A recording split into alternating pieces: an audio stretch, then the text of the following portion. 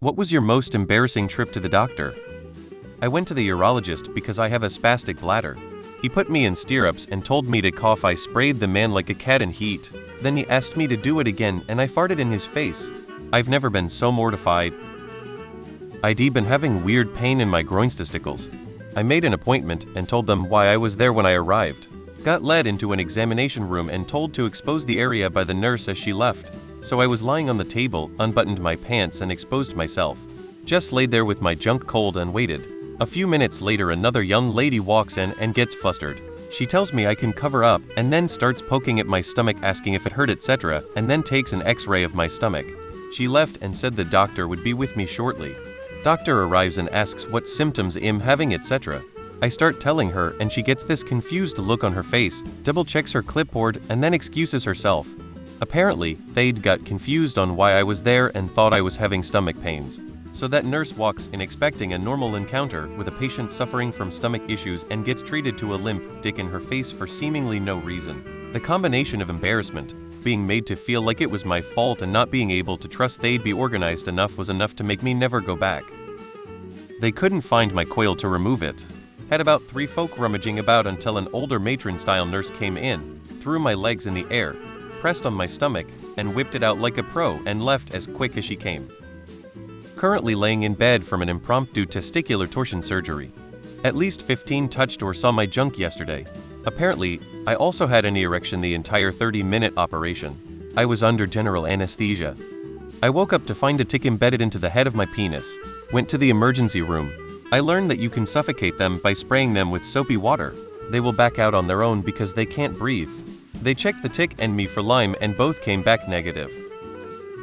When I was in college and found myself in my first relationship, I was having trouble getting erections. I knew nothing of performance anxiety and thought it was something physically wrong. So I went to the university hospital and was evaluated by a female med student not much older than myself. She was pretty great in that she recognized how embarrassing this was and acknowledged how tough and unusual it was for someone in their early 20s to even seek medical attention for something like this. That was 20 years ago, and I still cringe thinking about it. Thankfully, I quickly got over it and was able to perform. The relationship was a 4-year disaster, but that had nothing to do with my dick, but more of my partner's desire to sample many other dicks in that time frame. Bruised dick. XGF kinda jumped on it and it sort of kinked. Surprisingly, it didn't hurt, but it got swollen and dark really quickly. I got freaked out and thought I'd caught some radical new STD. Thought my dick was gonna explode. At the time I remembered that line from that Eddie Murphy bit. Got freaked out. X did her best to calm me down. Ironically, my dick was now roughly twice its regular size and black, but somehow I was less thrilled than I possibly should have been. I went to the DRS first thing in the morning. I explained the situation and the doc, already smirking, said alright. Show me. The next words out of his mouth were, Jesus mate, that's a beauty. Do you know how people pay to get that done? Look, I had spent like 9 hours terrified that my dick was permanently broken. The doc at least got me to chill. Unfortunately, the upgrades didn't last long. Maybe 7 or 8 years ago, I got too stoned and thought I was having a heart attack. The ER docs seemed to be some combination of amused and annoyed by it. A doctor laughed at my tearful frustration from ongoing pain in a sensitive area. I no longer see her. When I took my 1-week-old son to the doctor because I thought he had a second butthole, turned out it to be an indention. Nothing to worry about, so embarrassing. One time when I was 4 I put a small Lego piece up my nose. Don't ask me why, I was 4.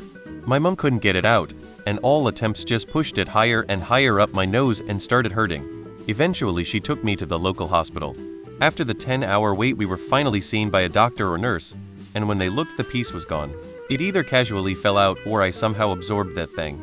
More embarrassing for my mom than it was for 4-year-old me. Went through a circumcision for medical reasons. The doctor was a woman, apart from her analyzing my penis before and post-op. But you know, that's her job. After 1 month I came in for a checkup, after which I recovered. She asks me the following question. Does it hurt when you have sex? Alright, that's not that bad. However, I was single at the time, and instead of simply saying no, I said I didn't have the opportunity to try it out. She follows it up with, does it hurt when you masturbate? I died inside. I once farted a proctologist in her face from like a 3-inch distance. Was a big one too. When my current girlfriend got pregnant she had been tested for various STDs. She had tested positive for something that doesn't even make you sick or make you burn while peeing or anything. No symptoms and can be in your body for a long time. Her previous ex had cheated on her constantly, so he ended up giving it to her. For context, me and my GF were only together for 2 months before she got pregnant. I called up my urgent care and went and got tested. It was rather embarrassing. My girlfriend only had a pee test done, so that's what I was expecting. So I drank lots of fluids, so I know I do have to pee. Once I got to the urgent care, the doctor said alright, so I got the swab ready. I was hella confused. I was like, swab? I thought it was a pee test? Her response was, yep, we gotta swab the urethra for the test. Women get the pee test, men get the swab. Safe to say I had an unpleasant experience. They gave me a pill for it just in case, but I came back negative. At 21, I was dumber than most. That college summer, I was able to live in an old house and help remodel in exchange for rent. Being the only one living there in recent years meant a lot of work. A few weeks into summer, I get these weird bumps between my fingers, then armpits. Ultimately, I see the same bumps on my whiner. Frantic and convinced I had herpes, I ran to my pediatrician, having not acquired a regular doctor yet. In my anxious haste, I pull out the whiner and show him what has me so terrified and disgusted. My doctor, knowing me all my life, calmly asks I put it away. After zipping up my pants, he explains I have scabies and the process of getting rid of these bastards. He finishes his speech by letting me know it is time to find a regular doctor.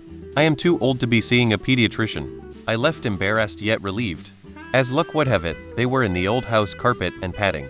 Previous owner did taxidermy in the living room. I had testicular cancer, and since that's rare and it was still relatively small, the urologist asked me if he could send over his students to see whether they can feel it. After a long stay in hospital and 3 months on a wheelchair, the skin on my ballsack at one point got infected and started to rot off. That was nasty and embarrassing. One of the worst things I had happened to me around that time.